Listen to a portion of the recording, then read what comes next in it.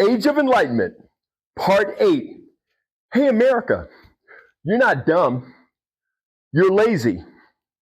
Let me finish up my workout here and explain it to you. When I was younger, I wasn't a good student. My dad would get on me about my studies because my grades weren't good. You know, my mom was, I was a big old fat mama's boy. So she would try to bribe me with, hey, if you get good grades, I'll make you, the cinnamon buns you like, or I'll bake your favorite German chocolate cake. But, my dad was like, son, you're not stupid, you're lazy. I see you watch television. I never see you studying. So you can tell me everything about the TV shows you watch. You can't tell me anything about your schoolwork. And by the way, he was absolutely right.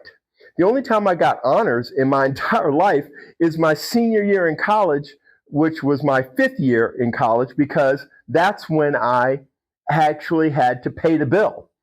I had a scholarship for 4 years. My parents made up the difference of what the scholarship didn't cover. But my final year, I had to sign a promissory note, and I had to work off that promissory note before I received my grades. So I worked as I went to school full time, and I was on the dean's list every single quarter. So what was the difference? I buckled down and I studied. So my father was right. I wasn't dumb. I was lazy. America, 40% of you didn't bother to vote. Didn't even bother. Couldn't be bothered. So we got the leadership we got because 40% of the people sat on their hands and didn't even bother to vote. So here's what we do moving forward. We all start participating in the process. Not only voting, but I don't care if the election is for dog catcher. We're all voting because when we don't vote, we get the type of leadership we have now, which is horrible. They're inadequate. It's incompetent from the top to the bottom. I think the only person that actually had the support of Congress when they were ratified was Marco Rubio. I have to admit, he's not a bad dude, probably qualified, but he is in the Trump administration. He's not in the Rubio administration. So he's confined by the idiot he works for. So you can be the best employee, but if your company's bad or your boss is an idiot, guess what?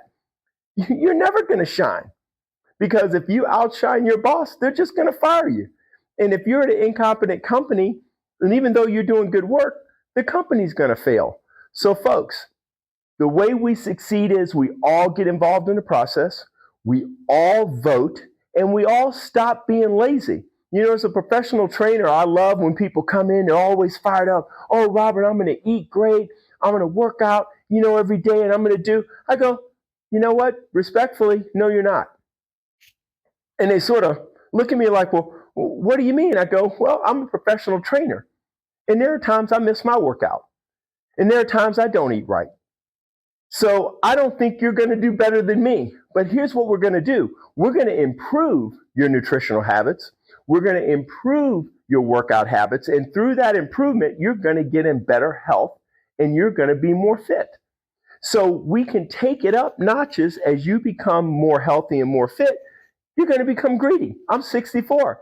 I still like the fact that I have a six-pack. I still like the fact that I have good muscle and arm tonality. So I'm greedy. I want to be in shape well into my senior years. But it's going to take discipline and work. And that's what it's going to take for us, America. We're going to have to stop being lazy. We're going to have to be disciplined enough to vote in all elections, not just presidential elections, but congressional elections, Secretary of State, governor, whatever comes up, we are there at the polls. And we're not lazy. When we're not lazy, everybody votes. If 100% of the Americans voted for Donald Trump and he was the type of leader he is, then I could actually go for it. It's like, look, we all voted and we got what we got. But the fact that 40% of the people sit at home and we got this knucklehead in the White House, I'm just not going to accept that. I just don't think that's who we are.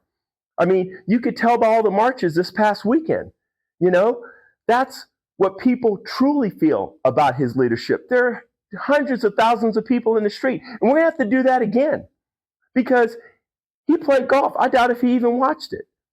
Or if he did, he's like, that'll fade. I'm on the news every day. They're on the news on the weekend, maybe, if they march. So we'll see who waits who out, okay? So let's wait him out and then vote him out. But until then, we're going to suffer. Our economy is going to suffer and this country is going to suffer. And I pray to God we don't have a true crisis where we need competent leadership because we ain't got it. Nowhere. So until we get it, we all need to get involved. We all need to stop being lazy and start getting good grades, okay? So let's vote. Let's get involved in whatever that means to you. For me, it's a little social media post every day.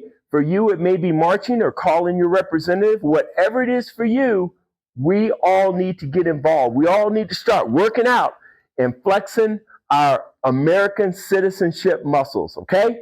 Here we go.